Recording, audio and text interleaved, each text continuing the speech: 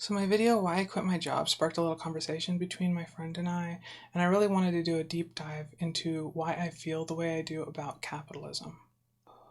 In the video, I talk about how capitalism poisons technology at every level due to the incentivization of proprietary technology. I also describe a more communistic approach that might solve those problems. I was talking specifically about my job, but I do mention that I feel like a similar approach, if not the same one, could be implemented for society at large to the benefit of everyone. If you want to see context on this video and where I'm coming from, like what I was talking about, there's a link down in the description. So here's the thread. О, божечка моя. Что делать? So this first comment argues that the world is too complex, You can't have such an idealistic worldview. I agree with that in general. Certainly, if I was given the power to make these changes, I would hesitate to do so, because I don't know everyone's, lives. I don't know everyone's desires. And I'm not very smart. Surely there's someone who's smarter than me who would be able to work it out. If not someone, then a group of people. What I do know is that the current system doesn't have anyone's best interest at heart. Even if you think it does, it doesn't. See, the current system only values one thing: long-term and short-term profit. Nothing else. High emphasis on the short term. Because the system that we've built incentivizes only profit, you can't really blame companies for acting the way they do. They have to use the power they have to ensure they continue to have that power and to get more. So of course they're going to have lobbyists who change the laws that are only benefiting them. And of course they're going to kill other smaller companies that might be a potential threat to them. And of course they're not going to release technology available to everyone and let everyone know how it works. That just isn't incentivized. In fact, it's punished. You don't have to look very far to see examples of this in the real world. It happens every day. Disney acquiring any number of companies, Google acquiring all these startups, Unity changing their terms of service to push out competitors on their networking. It happens everywhere, all the time, every day, in every field. It's just reality. The open source movement, as I explained in my video, is one of the only movements I know of that actually has this philosophy at its core. But of course, they're riddled with the problems of capitalism because they exist in a capitalist world. They're not able to freely share the information and get the information they need to build good products because it just isn't available. Sure, people would build an office suite that's better than Microsoft Office, but the technology has been locked down and patented and it's just not available. That just isn't there.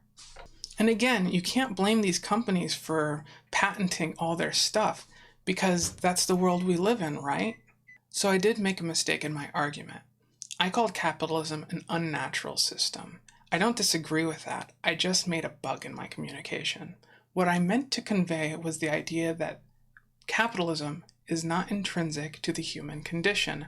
There's no divine laws or natural laws that force us to have capitalism as our means of economy. As a metaphor, you can look at video games, which have code which define the rules of how the game is played. In those games, there can be systems which enforce capitalism at the fundamental level of that reality. We have no such system in our reality, obviously. The laws that we design are made by people, they are enforced by people, and they are supposed to be for the benefit of the people.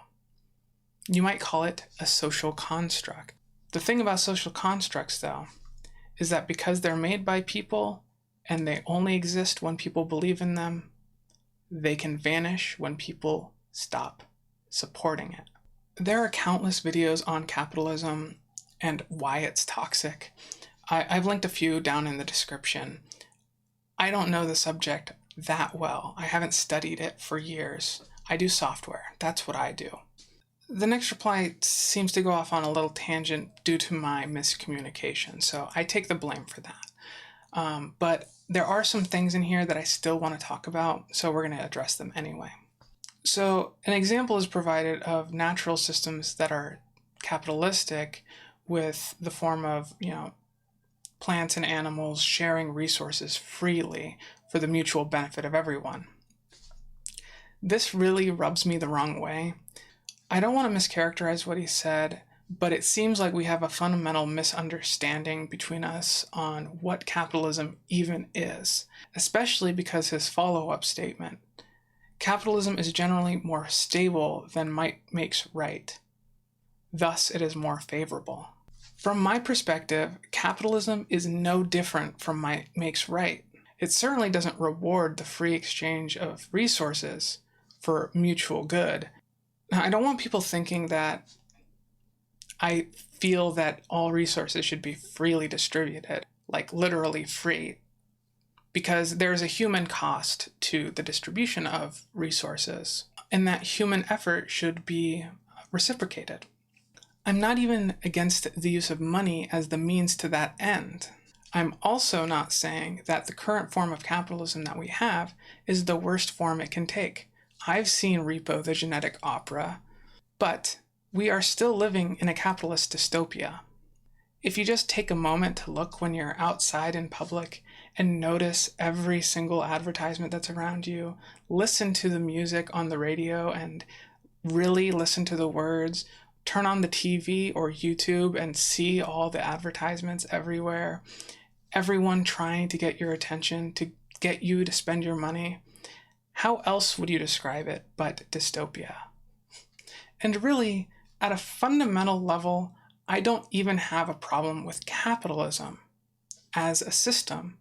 What I have a problem with is that the capitalist system has informed government and policies and rules for their own benefit.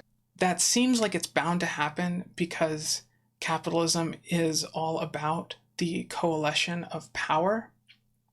But in some other world where it's checked and balanced, it might not be so bad. We don't live in that world. In the book God Emperor of Dune, Leto II is a tyrant. He has established full hegemonic control over the entire universe. From his perspective, he views himself as the father of humanity. He views all of humanity as his children, and he is teaching them a lesson in hegemonic control. You cannot allow anyone to usurp so much power that you have no recourse. When Leto II dies, the entire universe is thrown into chaos in a great event called the Scattering. Never again will humanity be under the rule of a single tyrant with full power. They will always distribute that power, at least to some degree. The Dune series as a whole has a theme of humanity being unique among living creatures, in that we are truly capable of long-term thinking. An animal, by contrast, is only capable of thinking in the short term. They're not able to see 10 years down the line, 100 years down the line, or 1,000 years down the line. They only see what's right in front of them. Now, whether or not this is actually true is kind of irrelevant to the point. The point is the distinction between this human thinking and animal thinking. Modern capitalism, by this token, is pure animal thinking. It can only see the short term. It cannot see the long term. It isn't allowed to. For a very clear example of this being the case, you don't have to look much further than global warming and the impending doom that brings. Individuals are capable of thinking in a longer term. They're able to think, what's going to be there for my children after I die? In the first book, the Bene Gesserit explain that when an animal gets caught in a trap, it'll gnaw off its limb to save itself. But a human would leave his hand in the trap, wait for the hunter to return, and kill him to remove a threat to his kind. This isn't just some quote. It has a real meaning. You can see companies metaphorically gnawing off their limbs every day. It happens all the time. It offends me to my core that I exist as a member of a society that is so short-sighted. A human might be able to think in terms of 50 or 100 years. A society should be operating on thousands of years. Returning to his comments, even if we are to take capitalism and not assume that it is a diluted form of might makes right, this statement offers a false dichotomy. Sure, capitalism is better than us literally murdering each other to steal the goods that other people have. Might makes right. But is capitalism the best we can do?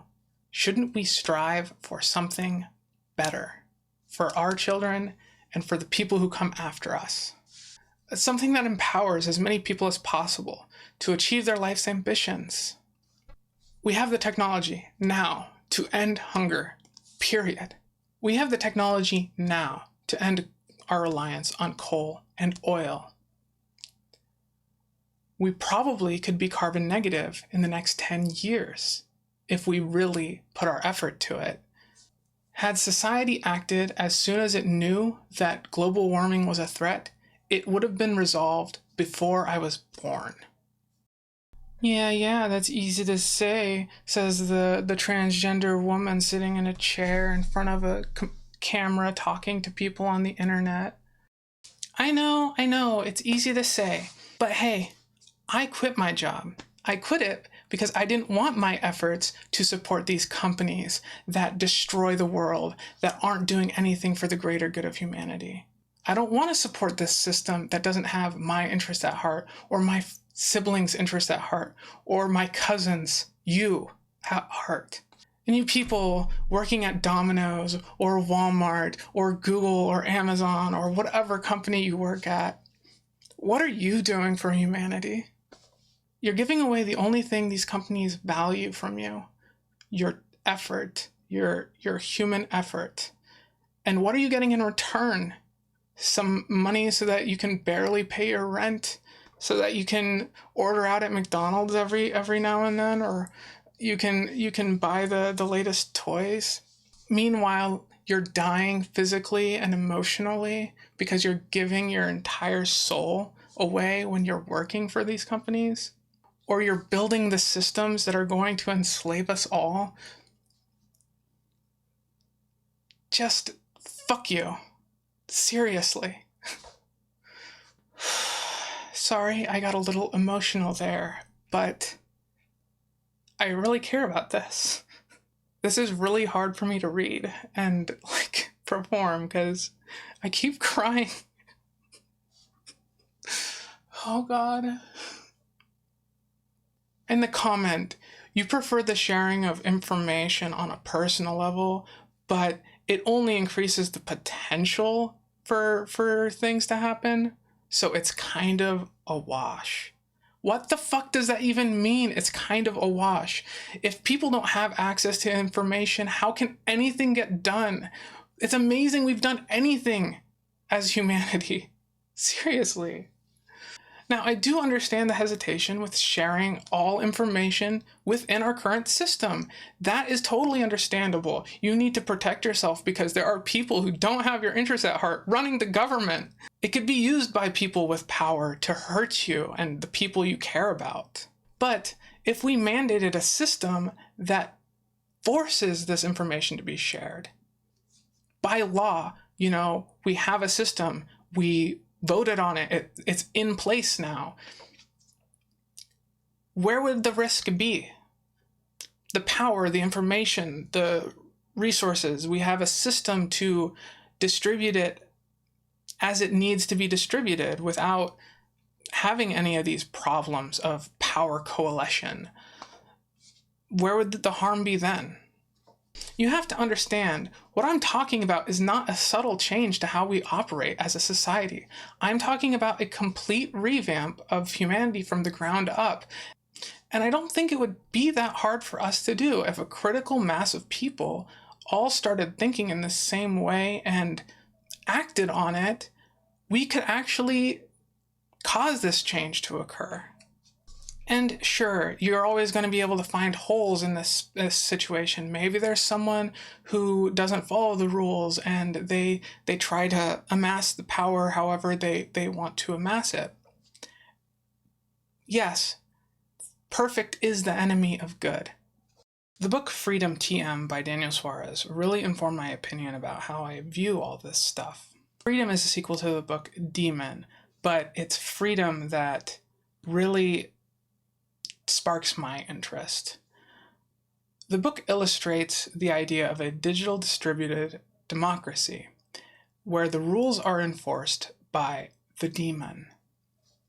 Importantly, the demon collected information, power, money, and it distributes that power in relation to the user's level, to the members of that society.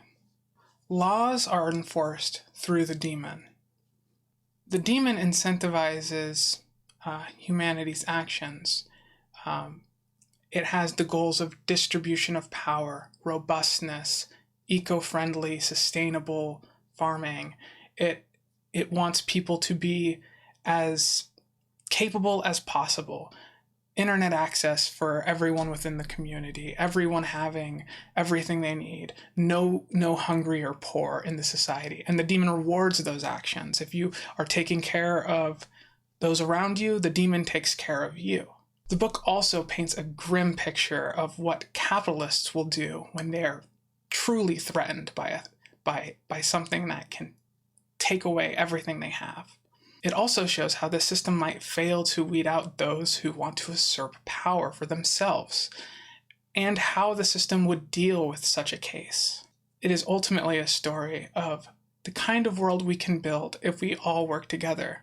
I really highly suggest reading it. Wow, this has been like a lot of work for me. I'm not used to reading off scripts. So there was just one last thing I wanted to mention. In the comments, he says I should start like a company or a co-op with like-minded people. Why do you think I'm doing these videos? Like, I'm not just doing it for no reason. So yeah. Anyway, thanks for watching.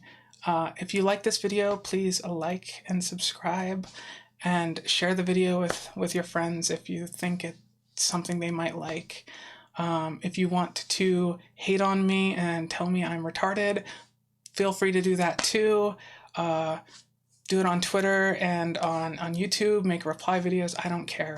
Do whatever. I just, I have something I want to do and I can't do it by myself.